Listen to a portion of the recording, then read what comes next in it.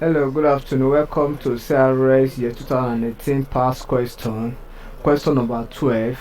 The glory has departed from Israel. Was the meaning of the name dash A. Samuel, B. Eli, C. Phinehas, then D. Ichabod. The correct option here is Ichabod.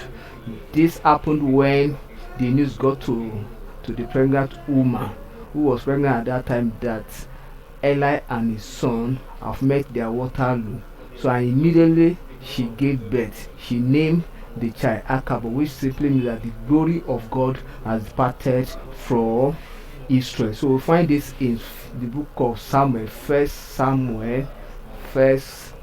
Samuel, chapter 4, verse 21.